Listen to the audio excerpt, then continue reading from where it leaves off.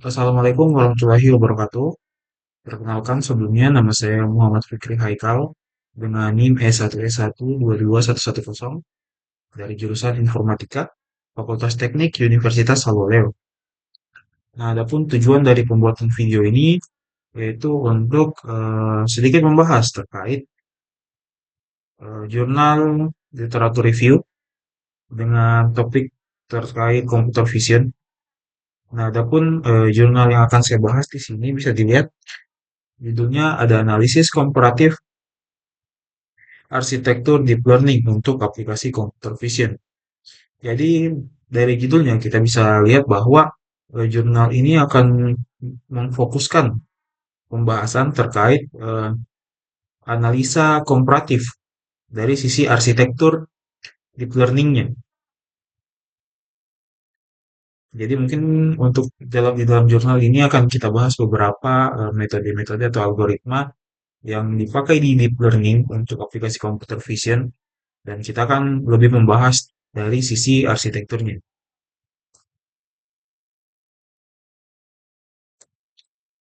Nah, sedikit abstrak di sini, perkembangan teknologi computer vision telah mengalami transformasi yang sangat signifikan. Jadi, terutama itu seiring dengan munculnya berbagai arsitektur deep learning yang semakin kompleks dan juga efisien. Nah, penelitian ini itu bertujuan untuk melakukan analisis yang komparatif terhadap karakteristik performa beserta efisiensi dari 7 arsitektur utama dari CNN atau Convolutional Neural Network, yaitu yang pertama ada Linet 5, ada AlexNet, ada VGG, ada Google Net, ada ResNet, QuasiNet, dan juga MobileNet. Nah, dalam konteks aplikasi computer vision modern. Jadi studi ini tuh menggunakan pendekatan yang sistematik literatur review terhadap publikasi ilmiah yang diterbitkan dalam rentang waktu 2021 hingga 2025 yang diambil dari basis data terkemuka seperti IEE Explore, ada Science Direct, Springerlink dan Google Scholar. Nah, dari hasil kajiannya ini tuh menunjukkan bahwa masing-masing arsitektur itu memiliki keunggulan dan kelemahan tersendiri. Yang dimana yang pertama ada Linet, yaitu ideal untuk tugas-tugas sederhana. Lalu ada AlexNet yang menjadi pionir dalam penggunaan fungsi aktivasi relu dan juga teknik dropout. Yang kedua ada VGG yang unggul dalam kedalaman jaringan. Ada GoogleNet yang memperkenalkan efisiensi melalui block inception. Ada ResNet yang mampu mengatasi masalah finishing gradient dengan skip connection. Nah, sementara SquareNet itu tidak ada satu arsitektur pun yang FishNet dan MobileNet itu dirancang untuk efisiensi tinggi dan pada perangkat dengan keterbatasan sumber daya. Nah, penelitian ini itu menyimpulkan bahwa eh, tidak ada satupun arsitektur yang paling unggul secara universal, sehingga pemilihan model harus disesuaikan dengan kebutuhan spesifik berdasarkan keseimbangan antara akurasi, efisiensi, komputasi, dan kapasitas sistem yang tersedia. Nah, jadi pada dasarnya untuk jurnal review ini, dia itu akan membahas arsitektur hmm, dari ketujuh arsitektur utama CNN, seperti yang sudah saya sebutkan tadi. Nah, tujuannya yaitu agar kita itu lebih tahu dari ketujuh arsitektur CNN ini yang mana yang lebih baik bisa kita gunakan pada penelitian kita berdasarkan itu tadi, berdasarkan kebutuhan kebutuhan kita. Nah, misalnya kita ingin menggunakan arsitektur yang lebih sederhana untuk tugas-tugasnya itu sederhana. Jadi kita bisa menggunakan si Linear 5 karena dia itu ideal untuk tugas-tugas yang sederhana. Atau mungkin kita ingin menggunakan arsitektur yang cukup unggul yang biasa digunakan aktivasi relu atau menggunakan teknik dropout. Maka kita bisa menggunakan si AlexNet. Seperti itu.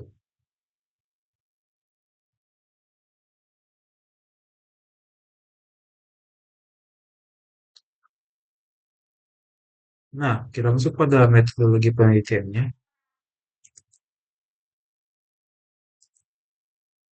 Metodologi penelitiannya. Nah, di sini pada gambar satu bisa dilihat untuk struktur penelitian itu terdiri dari tiga tahap. Yang pertama ada desain dan juga jenis penelitian. Yaitu penelitian itu menggunakan desain literatur review dengan pendekatan itu analisis komparatif untuk mengkaji berbagai arsitektur deep learning, khususnya convolutional neural network atau CNN. Nah, dalam implementasinya pada aplikasi computer vision. Nah, desain ini itu dipilih untuk memperoleh pemahaman yang komprehensif mengenai perkembangan arsitektur dari CNN itu sendiri. Nah, alur selanjutnya itu metode pengumpulan data. Nah, pada metode pengumpulan data ini terbagi menjadi empat, yaitu yang pertama ada sumber basis data penelitian. Jadi sumbernya itu terpercaya di sini bisa dilihat kalau sumbernya itu berasal dari ada IEE Explore, ada Science Direct, Springer Link, dan juga Google Scholar. Nah, yang kedua itu waktu publikasi. Waktu publikasi di sini diambil dari periode 2021 sampai dengan 2025. Jadi cukup terbarukan. Nah, yang ketiga itu kriteria inklusi dan juga eksklusi. Nah, kriteria inklusi yang diterapkan yaitu artikel itu yang merupakan publikasi akademik dan berkredibilitas tinggi. Jadi dia itu jurnal ilmiah per review, proceeding, konferensi internasional atau publikasi bereputasi lainnya. Nah, yang kedua itu memiliki fokus evaluasi kinerja arsitektur CNN. Nah, selanjutnya untuk kompleksitas kriteria eksklusinya itu meliputi publikasi non-ilmiah. Jadi artikel tanpa data pendukung yang memadai dan literatur yang tidak relevan. Yang keempat, di sini ada strategi penelusuran publikasi. Jadi pencariannya itu dilakukan dengan menggunakan kombinasi kata kunci yang telah dirancang secara spesifik untuk menjangkau studi yang relevan seperti convolutional neural network, CNN arsitektur, computer vision, dan deep learning, dan juga image recognition.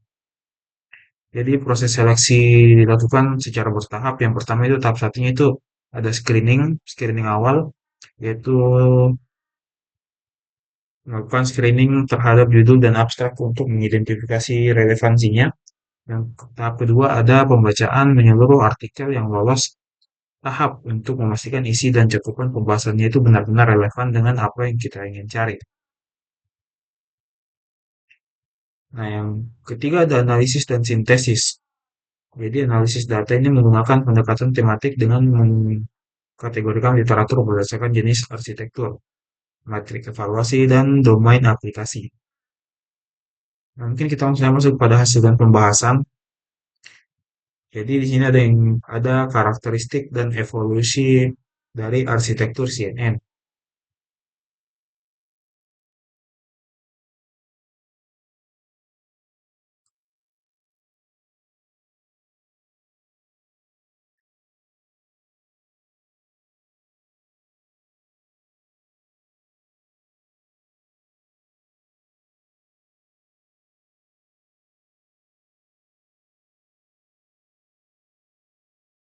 Nah, pada analisis komparatif terhadap ketujuh arsitektur utama dari CNN ini, dia itu menunjukkan adanya evolusi yang sangat signifikan dalam pendekatan ekstraksi fitur serta strategi optimalisasi performa modelnya.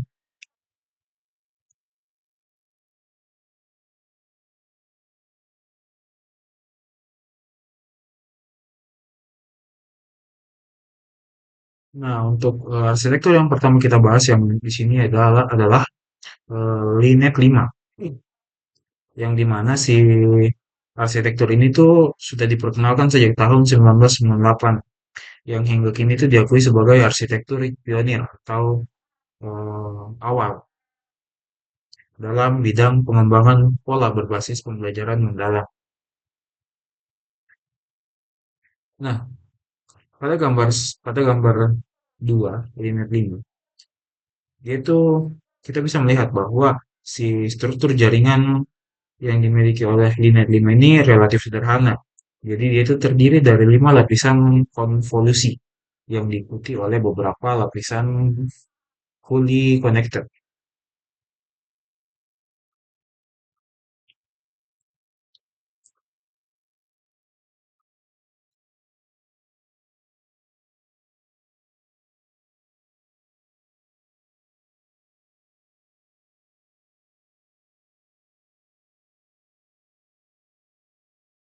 Nah, jadi bisa dilihat kalau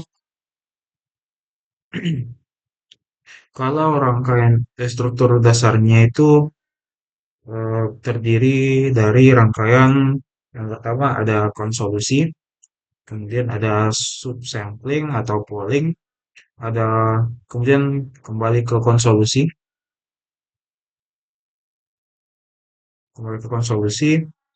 lalu polling, lalu layer fully, lalu connected, lalu terakhir output. Nah, pada linear 5 ini, itu menunjukkan bahwa konvolusi ditambah polling dan juga FC, full connected, itu sudah cukup untuk tugas pengenalan pola sederhana seperti MNI, MNIFST, MNIFST, MNIFST. Nah, arsitektur ini tuh mampu mencapai tingkat akurasi yang sangat tinggi, yaitu hingga 99,2%, yang pada masanya itu merupakan pencapaian yang sangat signifikan.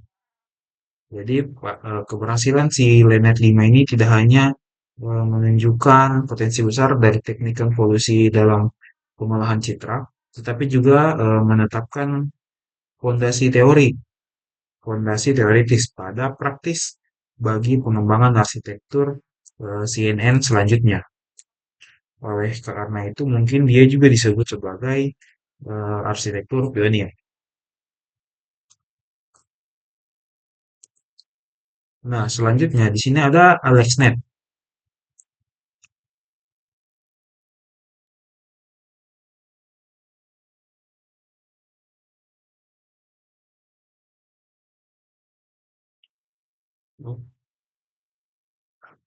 Oke, sedikit kesalahan, kita kembali ke linear 5 tadi, belum sempat saya jelaskan terkait gambarnya.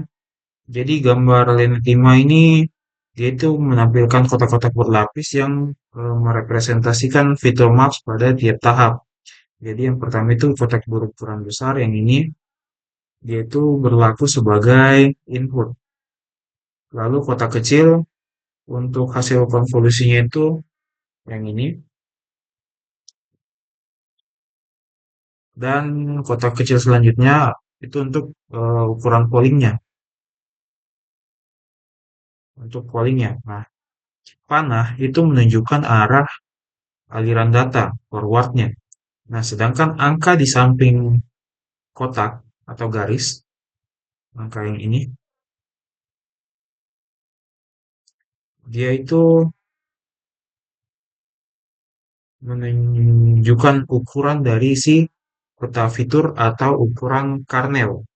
Misalnya nih, sini, dia itu ukurannya 5 kali 5. Nah, ini digunakan itu untuk menghitung dari pengurangan dimensi antar si lapisannya, seperti itu. Oke, kita lanjut pada arsitektur AlexNet. Nah, inti dari arsitektur AlexNet sendiri di sini. Nah,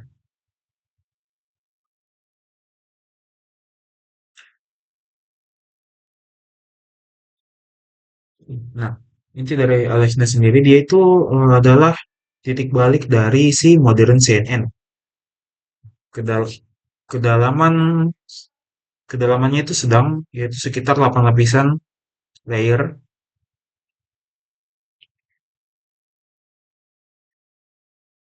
kedalamannya, dan dia itu menggunakan si aplikasi. Dia itu menggunakan aktivasi relu dan juga dapat mempercepat si konvergensinya.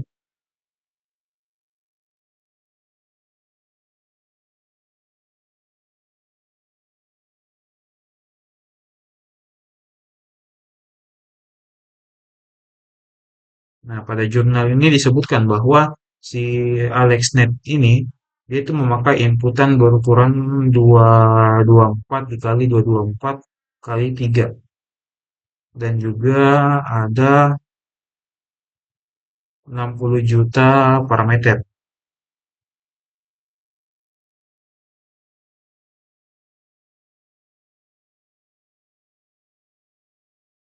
Nah, oleh karena itu pada AlexNet ini diperkenalkan yang namanya aktivasi relu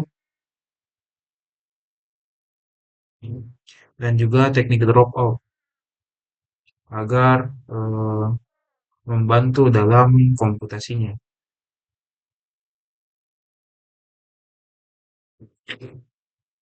Nah, komponen umum dari si AlexNet sendiri di sini ada beberapa blok config dan juga ada max polling.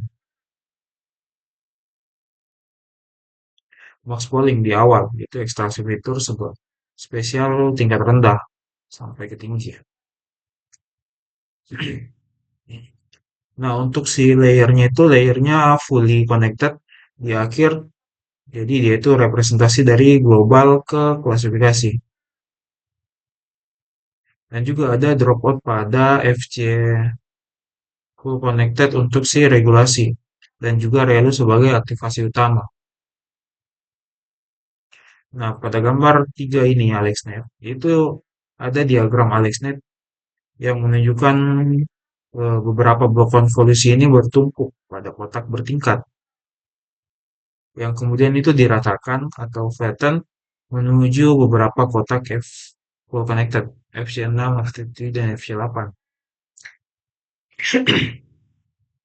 Nah, selain ada kotak konfi atau polnya, diagram biasanya itu menandai penggunaan relu dan dropout pada FC, double connected. Nah, jika gambar itu mencantumkan angka-angka, itu mewakili jumlah filter per layer. Jadi misalnya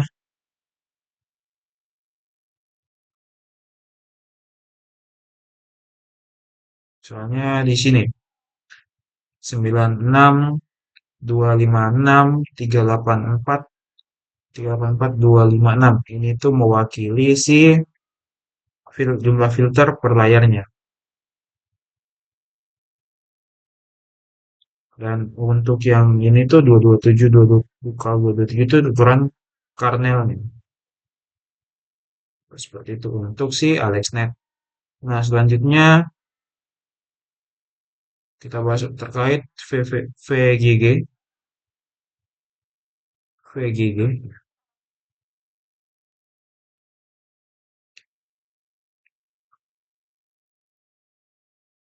Nah, untuk si arsitektur VGG sendiri, dia itu menekankan kedalaman melalui pengulangan convolution 3 kali 3 kecil. Jadi daripada sekali pakai filter yang besar. Jadi idenya itu banyak 3 kali 3 berturut-turut itu memperbesar reseptif field secara bertahap sambil mempertahankan jumlah parameter relatif terkontrol per layernya.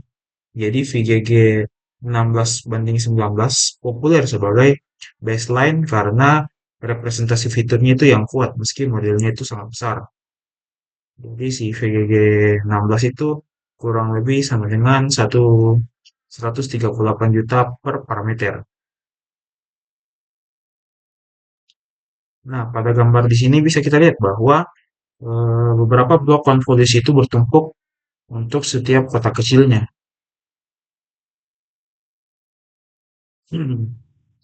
Ya, untuk setiap kotak kecil itu dia akan mewakili konfi 3 kali 3. Ini, konfi 3 kali 3. Nah, yang kemudian itu di pol sehingga ukuran peta fiturnya itu mengecil. Nah, biasanya VGG diagram itu menuliskan jumlah konfi per blok, misalnya 2, 3, dan seterusnya.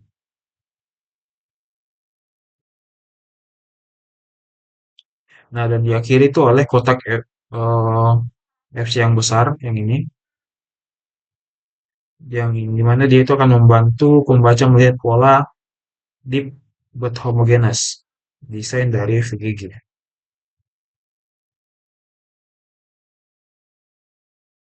Nah, selanjutnya kita masuk ke Google Net atau Inception. Jadi untuk Google Net sendiri dia itu memperkenalkan Inception module, yaitu pemrosesan paralel dengan kernel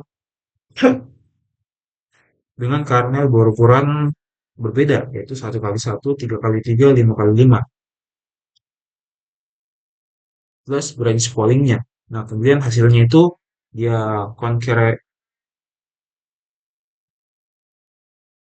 hasil kemudian hasilnya itu concatenate concatenate. Nah, untuk efisiensi banyak branch besar dimulai dengan conv 1 kali 1 sebagai reductionnya. Itu untuk mengurangi channel sebelum konvolusi mahal. Jadi hasilnya itu model sangat efisien,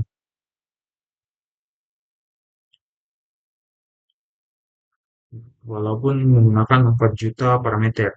Namun dia itu tetap kompetitif. Nah, mengapa dia tetap efektif? Yang pertama, dia itu menangkap fitur multiscale dalam satu modul, baik tekstur halus maupun si struktur besar. Nah, 1 kali 1 reduction. Jadi dia itu menekan jumlah parameter sehingga komputasinya dia itu terkontrol. Itulah mengapa dia itu sangat efektif. Nah, pada gambar 5 ini, gambar Inception, dia itu menunjukkan sebuah kotak modul yang di dalamnya itu terpecah menjadi beberapa cabang. Nah, satu kotak 1 kali 1, satu jalur 1 kali 1 ke 3 kali 3, satu jalur 1 kali 1 ke 5 kali 5,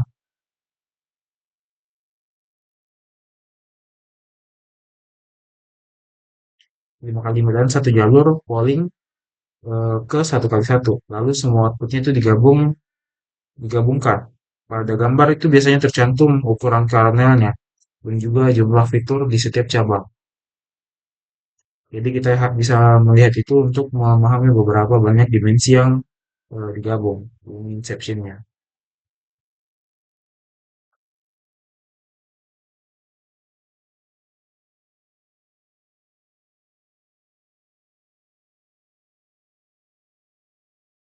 Nah, selanjutnya ada ResNet.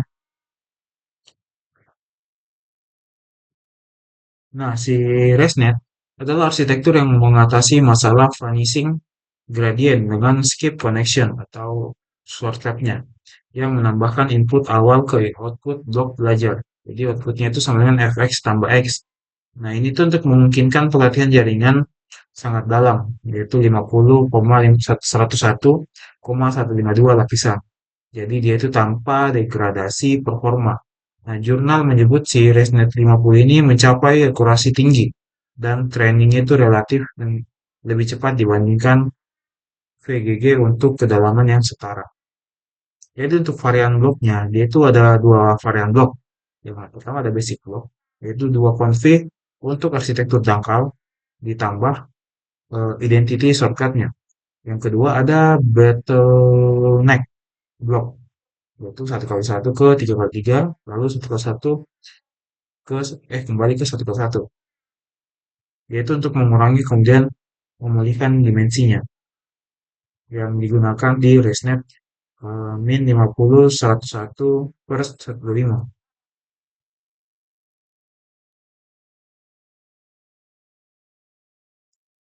Nah, pada gambar di sini kita bisa lihat bahwa dia itu menampilkan blok residualnya dengan dua atau tiga kotak konfi yang bertumpuk. Nah, dari sebuah panah identitas atau shortcut yang ini, dia itu melintasi blok menuju operasi penjumlahan plus visual. Itu menekankan dua jalur, jalur utama atau fx dan juga jalur bypass atau x. Dia dengan menambahkan simbol plus pada diagram yang menandakan operasi itu penjumlahan tensor.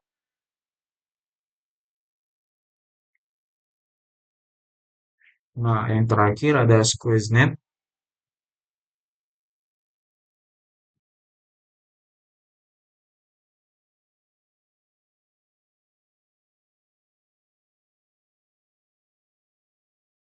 Oh, ada SquareNet dan juga MobileNet. Nah, SquareNet ini,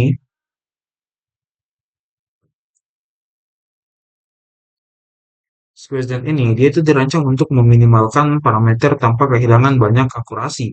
Jadi unit intinya itu ada file module sama dengan squeeze 1 kali 1 config untuk menekan channel, lalu expand atau gabungan 1 kali 1 dan 3 kali 3 config untuk mengekstraksi fitur. Nah, hasilnya itu pengurangan parameter drastis yang sementara sementara akurasinya itu turun sangat kecil. Misalnya top 5 ImageNet itu 88,2% versus si AlexNet itu 89,1%.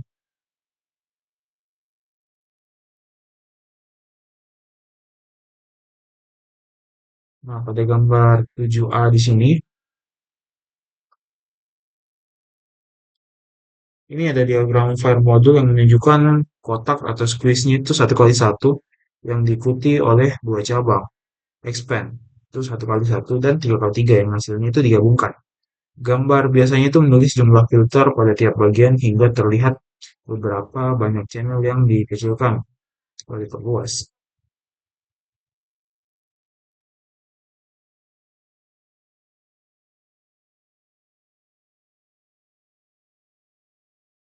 Nah, untuk SquareNet sendiri, dia itu dirancang untuk meminimalkan parameter tanpa kehilangan banyak akurasi.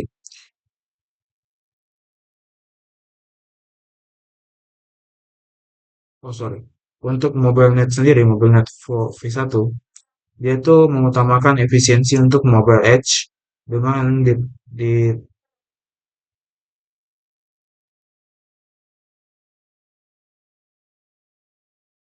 dengan depthwise separable separable convolution, yaitu operasi dibagi menjadi satu depthwise convolution, convolution spatial per channel, dan dua pointwise convolution convolution 1 kali 1 untuk menggabungkan kanalnya.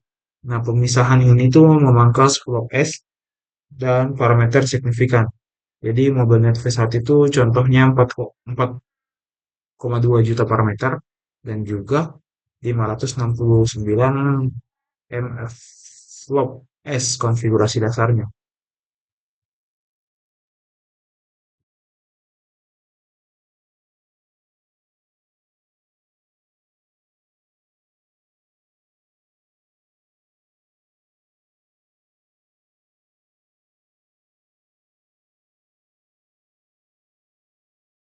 Nah,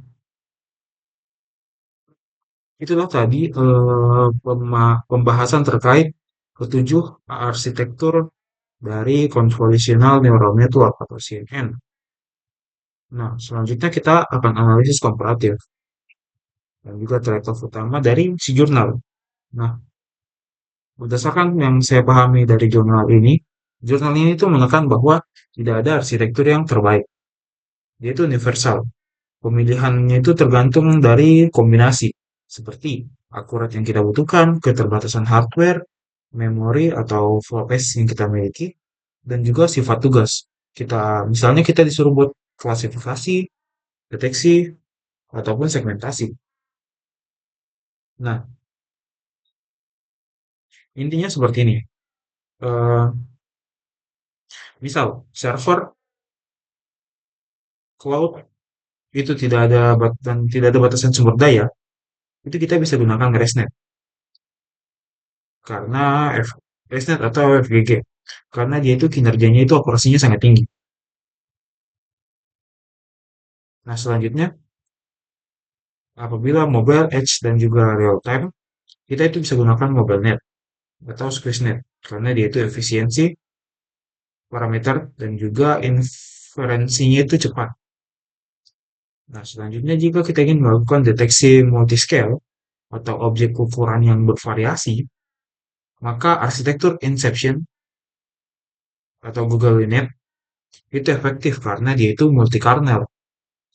Nah, apabila model itu sangat deep atau dalam tanpa degradasi performa, maka ResNet dengan skip connection itu sangat cocok kita gunakan. Nah, selain itu, jurnal jurnal ini juga itu menyajikan angka-angka perbandingan, yaitu parameter, flop S, dan juga akurasi. Tetapi catatan penting, angka yang diambil di jurnal ini tuh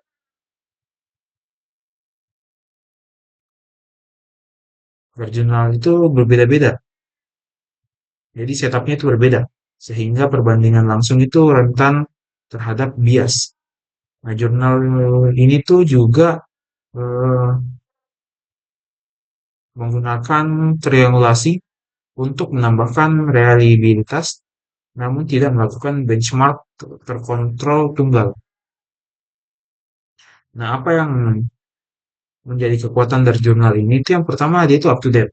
Karena dia itu mengambil dari rentang waktu 2021 sampai 2025. Yang kedua, dia itu fokusnya praktis karena dia itu menilai efisiensi komputasi selain akurasi. Jadi dia tidak hanya berfokus pada akurasinya, oh dia akurasinya 99% berarti dia yang paling bagus. Dia tidak seperti itu. Jadi dia itu tidak memfokuskan penilaian berdasarkan akurasi, tapi di efisiensi komputasinya. Jadi lebih menguntungkan bagi pengembang aplikasi nyata. Nah, selanjutnya dia itu metodenya itu simetrik, sistematis, dan juga dari mengambil referensinya dari sumber yang terpercaya seperti IDS, Springer, dan sebagainya tadi.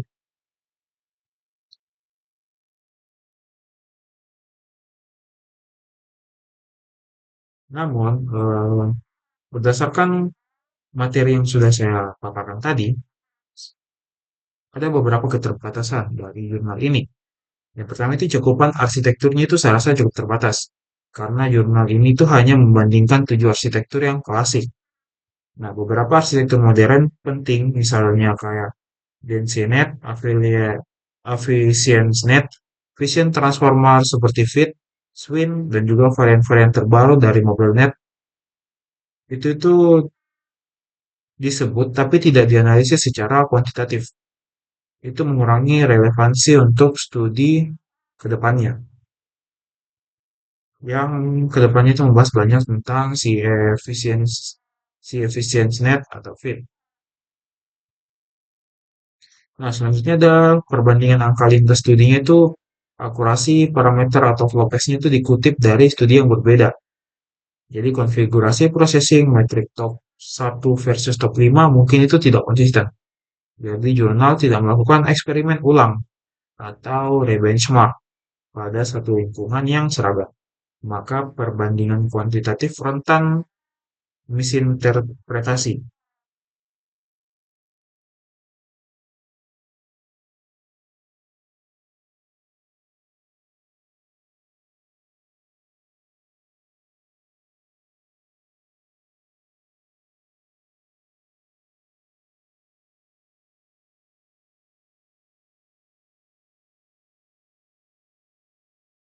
Nah, mungkin cukup sekian dari eh,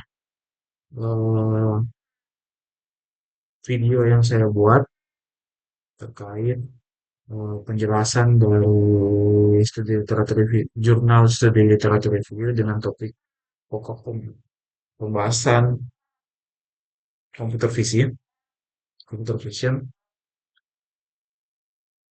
Eh, Mohon maaf apabila dalam penjelasan saya banyak kata-kata atau kalimat yang kurang mudah dipahami, kurang relevan atau mungkin keliru.